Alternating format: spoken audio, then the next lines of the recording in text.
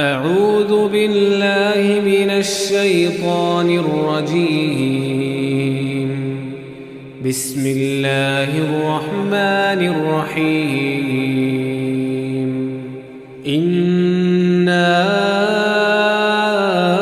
अअतैनाकल कौसर फसल्लि लिरब्बिक वन्हर इन्न शानिअक हुवल अबतर।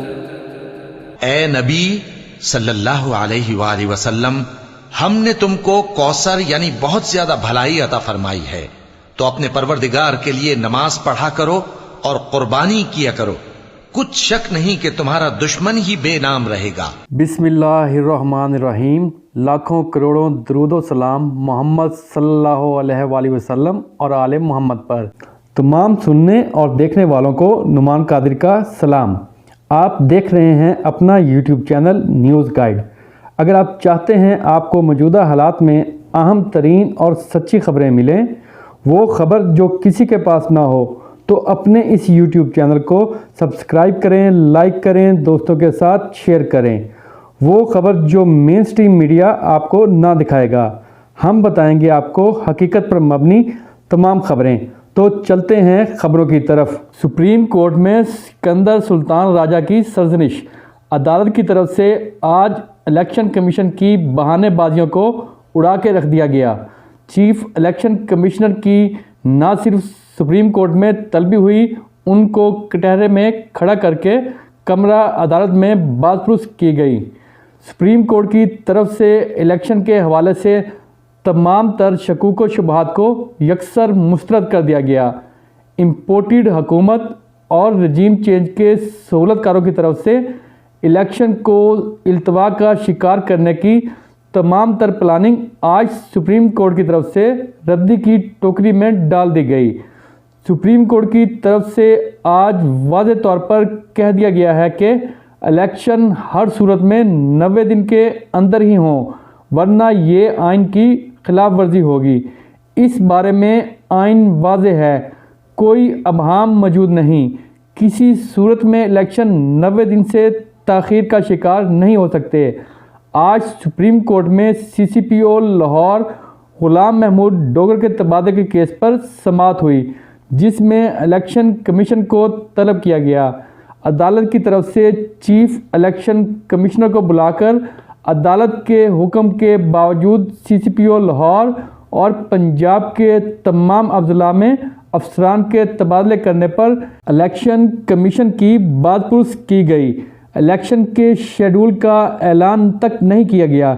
फिर इन तबादलों में इलेक्शन कमीशन का क्या किरदार हुआ?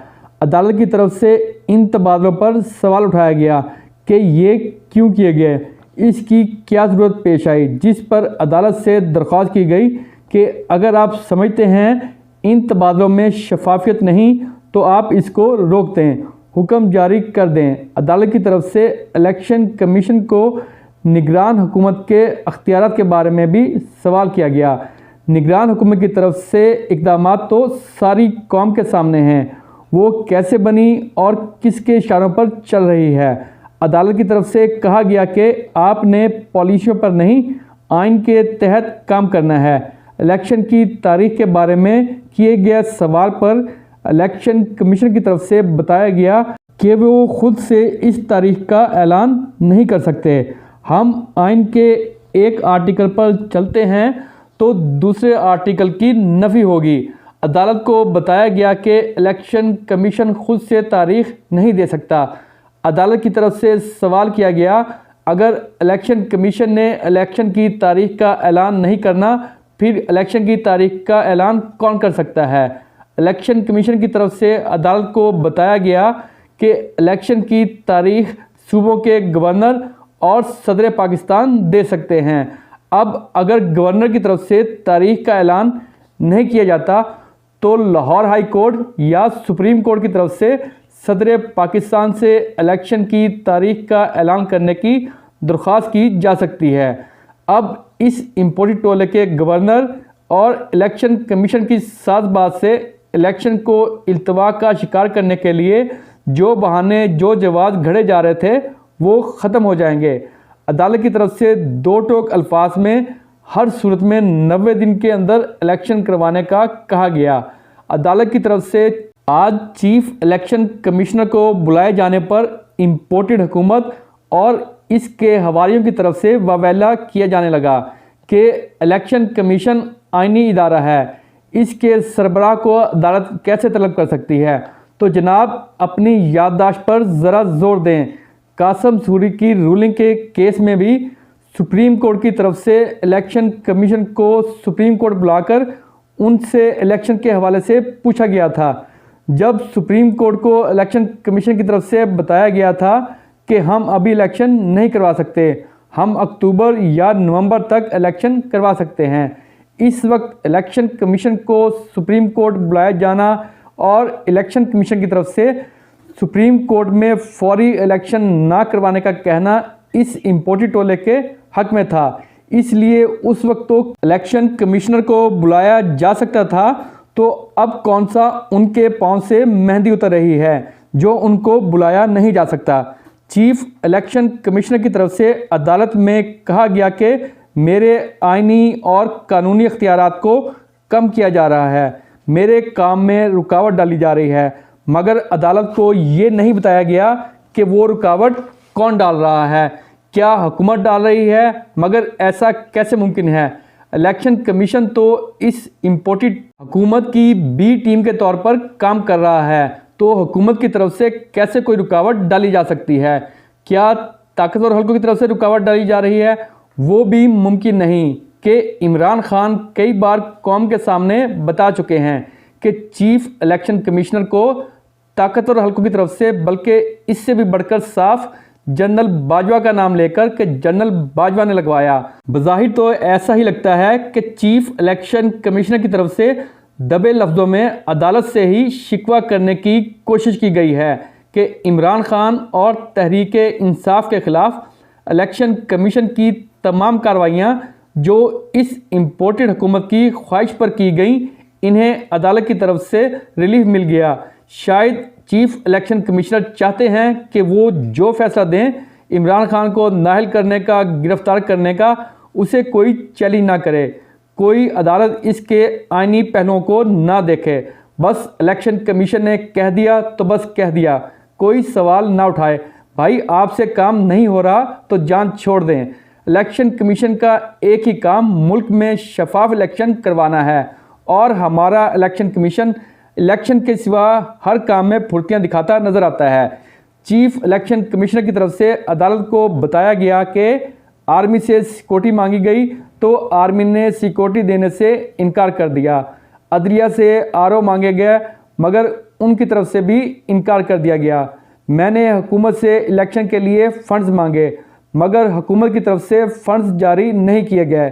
चीफ इलेक्शन कमिश्नर की तरफ से कहा गया कि हम इलेक्शन करवाने के लिए तैयार हैं मगर बाकी इदारे और हुकूमत हमारे साथ ताउन नहीं कर रही। अदालत की तरफ से कहा गया कि मान लेते हैं आप इलेक्शन करवाने के लिए तैयार हैं मगर आपने जिन इदारों की बात की उनसे ताउन के लिए आपने कागजी कार्रवाई ख़तो किताबत तो की होगी। सुप्रीम कोर्ट की तरफ से चीफ इलेक्शन कमिश्नर से इलेक्शन के हवाले से मुतल्लिका इदारों के साथ ताउन की दरख्वास्त के लिए की गई ख़तो किताबत का रिकॉर्ड तलब कर लिया। सुप्रीम कोर्ट की जानिब से चीफ इलेक्शन कमिश्नर को तमाम रिकॉर्ड लेकर कल अदालत में तलब कर लिया गया है। चीफ इलेक्शन कमिश्नर की तरफ से कल अदालत में पेश होने के लिए बहाने बनाने और मामले को लटकाने की कोशिश की गई। कहा गया कि मैं कल पेश नहीं हो सकता, सेक्रेटरी इलेक्शन कमीशन कल आ जाएंगे, मगर अदालत की तरफ से कोई बहाना कबूल नहीं किया गया। कल रिकॉर्ड के साथ पेश होने का हुक्म दिया गया है। आइंदा चंद दिनों में इलेक्शन की तारीख के हवाले से ये बेयकीनी ख़त्म हो जाएगी। अगर गवर्नर की तरफ से नहीं तो सदर पाकिस्तान की तरफ से तारीख का ऐलान कर दिया जाएगा। अदालत की तरफ से अटार्नी जनरल को कहा गया कि आप अदालती फ़ैसले की खिलाफ वर्जी कर रहे हैं, हमें अदालती फ़ैसलों पर अमल दरामद करवाना आता है। हम तौहीन अदालत में चीफ सेक्रेटरी और आईजी को बुलाएंगे तो सब अपनी नौकरियां बचाएंगे। आइन पर हर सूरत अमल दरामद करवाया जाएगा। दूसरी जानिब आज इमरान खान की जानिब से जनरल बाजवा के गैर आईनी इक़दामात जावेद चौधरी के कालम में लिखे गए और आफ्ताब इकबाल के व्लॉग में वज़ीर आज़म इमरान खान की रिकॉर्डिंग करने के इंकशाफात पर सदर पाकिस्तान जो आईनी तौर पर फ़ौज के सुप्रीम कमांडर हैं उनको ख़त लिखा गया है कि जनरल बाजवा की तरफ से अपने हलफ की संगीन खिलाफ वर्जी की गई है, जिस पर इमरान खान की जानिब से जनरल बाजवा के ख़िलाफ़ तहकीकात का मुतालबा किया गया है। जनरल बाजवा को ये इख्तियार किसने दिया? ये आर्टिकल 224 के तीसरे शेड्यूल की खुली खिलाफ वर्जी है।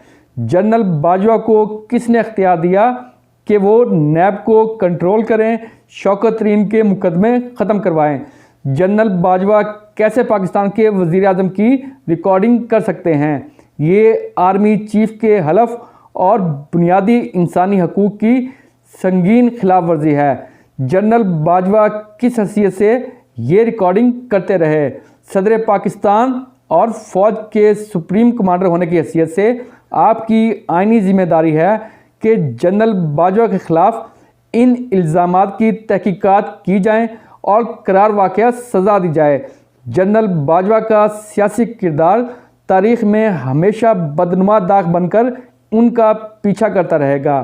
खुदा हमारे मुल्क को अंदरूनी और बैरूनी तमाम शर्पसंद अनासिर से महफूज रखे। अपना और अपने इस चैनल का ख्याल रखिएगा। खुदा हाफिज़।